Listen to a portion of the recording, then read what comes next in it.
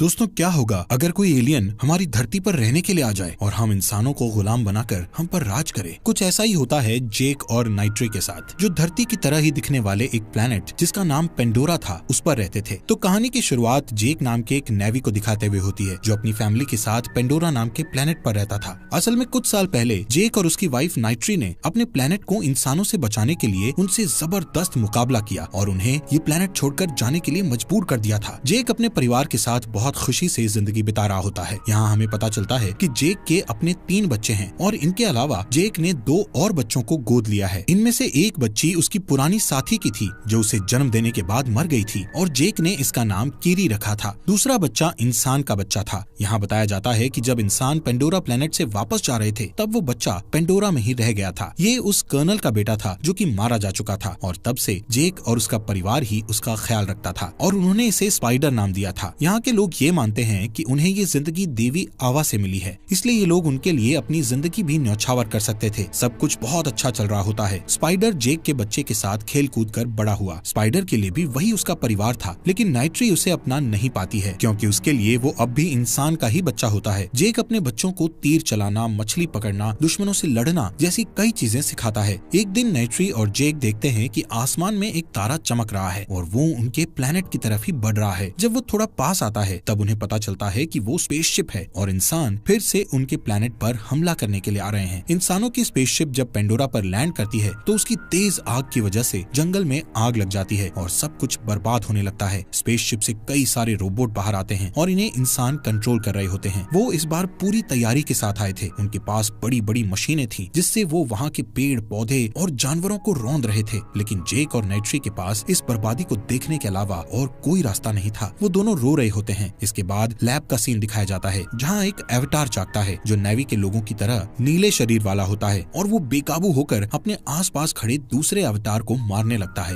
बाकी के अवतार उसे पकड़ने की कोशिश करते हैं लेकिन वो काबू में नहीं आता। इसके बाद वो सारे अवतार मिलकर उसे पकड़ लेते हैं। यहाँ पता चलता है कि वो कर्नल का अवतार है जिसे नाइट्री ने लड़ाई में मार दिया था। कर्नल को वापस जिंदा करने के लिए उसे आधुनिक तकनीक की मदद से नेवी का रूप दिया गया था और इसी तरह कई इंसानों को नेवी बनाया गया था ताकि वो पेंडोरा में रह सकें। इसके बाद कर्नल के दिमाग में एक इलेक्ट्रिक चिप डाल दी जाती है जिसमें उसकी सारी पुरानी यादें होती हैं। कर्नल अब जेक से बदला लेना चाहता था। दूसरी तरफ दिखाया जाता है कि जेक और उसके साथियों ने इंसानों के ट्रेन पर हमला कर दिया है जिसमें हथियारों को ले जाया जा रहा था। वो सब लोग हथियारों को लूट लेते हैं। तभी वहाँ हवाई हमला होता है। जेक का बड़ा बेटा नेटियम भी वहाँ होता है जो हवाई हमले में घायल हो जाता है, लेकिन वो बच जाता है और जेक उसे अपने साथ घर लेकर आता है। इंसानों ने पेंडोरा वासियों के घर उजाड़ दिए थे, इसलिए अब सारे नेवी पहाड़ों में छुपकर रहने लगते हैं। दूसरी तरफ कर्नल और उसके साथी जेक को ढूंढते हुए एक बेस तक पहुंच जाते हैं। यहाँ उसकी एक सीनियर ऑफिसर उसे बताती है कि उन्हें जेक को जल्दी पकड़ना होगा क्योंकि वो उनके लिए मुसीबत बनता जा रहा है और अब कर्नल ही उसकी आखिरी उम्मीद है। वो कहती है कि वो लोग पहाड़ों में कहीं छुपे हुए हैं, इसलिए उन्हें पकड़ना मुश्किल है। इसके बाद कर्नल जंगल में जाता है जहाँ जेक के बच्चे खेल रहे होते हैं। जब जेक के बच्चे उन्हें देखते हैं तो वो तुरंत जेक को इस बात की खबर देते हैं। जेक उन्हें तुरंत वहाँ से निकलने के लिए कहता है। जेक के बच्चे वहाँ से जा ही रहे होते हैं कि तभी कर्नल और उसके आदमी उन्हें पकड़ लेते हैं। कर्नल उन सबको अपने साथ ले जाना चाहता है, लेकिन तभी वहाँ नेट्री और जेक भी आ जाते हैं। नेट्री पेड़ के पीछे छुपकर कर्नल के एक आदमी पर तीर चला देती है और किसी तरह वो लोग अपने बच्चों को बचा लेते हैं, लेकिन स्पाइडर वहीं रह जाता है और कर्नल उसे पकड़ लेता है। यहाँ कर्नल को पता चल गया था कि स्पाइडर उसी का बेटा है, इसलिए वो उसे अपने साथ ले जाता है। इसके बाद जेक नेट्री से कहता है कि उन्हें ये जगह छोड़नी होगी क्योंकि कर्नल उससे अपनी मौत का बदला लेना चाहता है और वो लोग स्पाइडर के जरिए उनका पता लगा लेंगे, इसलिए वो नहीं चाहता था कि उसकी वजह से किसी और की जान जाए। दूसरी तरफ हम देखते हैं कि कर्नल जेक का पता जानने के लिए स्पाइडर को बहुत टॉर्चर कर रहा है, लेकिन स्पाइडर उन्हें कुछ भी नहीं बताता है। कर्नल सोचता है कि स्पाइडर एक इंसान है, इसलिए उसे इंसानों की तरह ही समझाना चाहिए। वो स्पाइडर को बताता है कि वो ही उसका असली पिता है और उसने जानबूझकर उसे पेंडोरा में छोड़ दिया था, लेकिन अब उसे अपनी गलती का एहसास है और वो उसे अपने साथ ले जाना चाहता है। स्पाइडर उसकी बातों में आ जाता है और जेक का पता बताने के लिए मान जाता है। दूसरी तरफ जेक और उसका परिवार वो जगह छोड़कर जाने लगते हैं और जाने से पहले जेक किसी और को वहाँ का मुखिया बना देता है। वो लोग अपने उड़ने वाले क्रीचर इकरान पर बैठकर वहाँ से निकल जाते हैं। कई सारे आइलैंड पार करने के बाद उन्हें एक ऐसा आइलैंड मिलता है जहाँ के लोग काफी अद्भुत होते हैं। वो लोग जमीन और पानी दोनों जगहों पर बड़ी आसानी से रह सकते हैं। जब वहाँ के लोग जेक और उसके परिवार को देखते हैं तो वो लोग उनके पतली पूंछ और पतले हाथों का मजाक उड़ाने लगते हैं। तभी वहाँ उन लोगों का मुखिया पानी से निकल कर आता है। जेक मुखिया से कहता है कि वो लोग यहाँ रहना चाहते हैं, लेकिन मुखिया कहता है कि वो लोग यहाँ नहीं रह सकते क्योंकि उनका रहन सहन उनसे अलग है। वो लोग पानी में रहते हैं और जेक और उसका परिवार जंगल में रहता है और इसीलिए यहाँ उनका कोई काम नहीं है। जेक कहता है कि वो लोग उनके रहन सहन को अपनाने की कोशिश करेंगे और जल्दी ही वो उनके तौर तरीके भी सीख लेंगे। जेक कहता है कि उसे अपने परिवार को सलामत रखने के लिए यहाँ रहने की इजाजत चाहिए। ये सुनकर मुखिया मान जाता है और जेक और उसके परिवार को सब कुछ सिखाने की जिम्मेदारी अपने बच्चों को देता है। इसके बाद मुखिया के बच्चे जेक और उसके परिवार को पानी की सैर कराते हैं और पानी में रहने वाले क्रीचर की सवारी करना सिखाते हैं। जेक का बेटा क्रीचर की सवारी करते करते गिर जाता है और उसे देखकर सब हंसने लगते हैं। सबको शुरुआत में काफी परेशानी होती है लेकिन धीरे धीरे वो लोग सब कुछ सीख जाते हैं। दूसरी तरफ कर्नल को उसकी सीनियर ऑफिसर कहती है कि नेवी के उड़ने वाले क्रीचर हमेशा उनके स्पेसशिप पर भारी पड़े हैं, इसलिए कर्नल भी अपने लिए एक उड़ने वाला क्रीचर चुनता है और उसे कंट्रोल करने की कोशिश करता है ताकि वो जेक से बराबरी का मुकाबला कर सके। इधर जेक और उसके बच्चे धीरे धीरे नए माहौल में ढलने लगते हैं। लेकिन एक दिन मुखिया का बेटा अपने साथियों के साथ जेक की बेटी कीरी का मजाक उड़ाता है और उसके साथ बदतमीजी करता है। लेकिन तभी वहाँ कीरी के भाई आ जाते हैं और मुखिया के बेटे के साथ लड़ने लगते हैं। जब जेक को इस बारे में पता चलता है तो वो अपने ही बच्चों को डांटने लगता है। वो कहता है कि वहाँ रहने के लिए उन्हें सबसे दोस्ती बना के रखनी होगी और इसीलिए वो रॉक को मुखिया के बेटे से माफी मांगने के लिए कहता है। इसके बाद जेक का बेटा रॉक मुखिया के बेटे से माफी मांगता है और मुखिया का बेटा भी उसे माफ कर देता है। लेकिन ये उसकी चाल होती है। मुखिया का बेटा उसका दोस्त बनने का नाटक करते हुए उसे ऐसी जगह पर ले जाता है जहाँ बहुत बड़े बड़े मॉन्स्टर होते हैं। वो रॉक से कहता है कि वो लोग यहाँ शिकार करने आते हैं, लेकिन इस बीच वो लोग रॉक को अकेला छोड़कर वहाँ से चले जाते हैं। थोड़ी देर बाद रॉक को पता चलता है कि वो वहाँ अकेला है। रॉक जब पानी की सतह पर आता है तभी एक बड़ी सी मछली उस पर हमला कर देती है और रॉक खुद को बचाने के लिए भागने लगता है। मछली लगातार उसे खाने के लिए उसके पीछे पड़ी होती है, इसलिए वो पत्थर के बीच में छुप जाता है। थोड़ी देर बाद रॉक को पानी के अंदर घुटन होने लगती है और वो वहाँ से निकलने की कोशिश करता है, लेकिन तभी बड़ी मछली उसकी तरफ तेजी से आती है और जैसे ही उसे खाने वाली होती है तभी एक बड़ी सी व्हेल मछली उस मछली पर हमला कर देती है। तब तक रॉक की सांसें खत्म हो जाती है और वो डूबने लगता है। थोड़ी देर बाद जब रॉक की आंख खुलती है तो वो देखता है कि वो व्हेल मछली के ऊपर बैठा हुआ है। रॉक उस व्हेल को उसकी जान बचाने के लिए शुक्रिया कहता है, लेकिन तभी वो देखता है कि व्हेल भी जख्मी हो गई है और उसके फिंग में एक लोहे की हुक फंसी हुई है। रॉक उस हुक को निकालता है और उन दोनों में दोस्ती हो जाती है। इसके बाद व्हेल उसे उस आइलैंड तक लेकर जाती है जहाँ जेक और बाकी लोग उसे ढूंढ रहे होते हैं। यहाँ मुखिया को अपने बेटे की करतूत का पता चल जाता है और वो सबके सामने अपने बेटे को सजा देने की बात करता है, लेकिन रॉक कहता है कि उसमें उसकी गलती नहीं है और गहरे पानी में जाने का आइडिया उसी का था। ये सुनकर मुखिया का बेटा शर्मिंदा हो जाता है और सोचता है कि उसने रॉक के साथ धोखा किया और फिर भी वो उसे बचा रहा है। इसके बाद मुखिया के बेटे और रॉक की सच में दोस्ती हो जाती है। इसके बाद अगले दिन रॉक सबको उस व्हेल मछली के बारे में बताता है और मुखिया की बेटी कहती है कि उस मछली को टुकून कहते हैं, लेकिन जिस मछली ने उसकी जान बचाई है वो पाइकन है, लेकिन उसे उसकी बिरादरी से बाहर कर दिया गया है क्योंकि उसने कई लोगों की जान ली है। रॉक को इस बात पर विश्वास नहीं होता कि व्हेल किसी को मार सकती है क्योंकि उसी व्हेल ने उसे बचाया था। रॉक फिर से उस व्हेल से मिलने जाता है और उसके साथ गहरे पानी में खेलने लगता है। दूसरी तरफ कर्नल एक बड़े मशीन में बैठकर जेक को ढूंढ रहा होता है। जिस मशीन में वो था उस मशीन से वो लोग बड़े बड़े टुकून का शिकार करते थे। कुछ देर में कर्नल उस आइलैंड पर पहुंच जाता है जहां जेक और उसका परिवार था। कर्नल वहां के लोगों से जेक के बारे में पूछताछ करता है, लेकिन वहां के लोग कहते हैं कि उन्होंने जेक को नहीं देखा है। इस पर कर्नल उन लोगों को टॉर्चर करने लगता है, लेकिन स्पाइडर उससे कहता है कि वो लोग सच कह रहे हैं, उन्हें कुछ भी नहीं पता है। कर्नल अपने बेटे की बात मान लेता है, लेकिन जाने से पहले वो लोग उस गाँव को आग लगा देते हैं।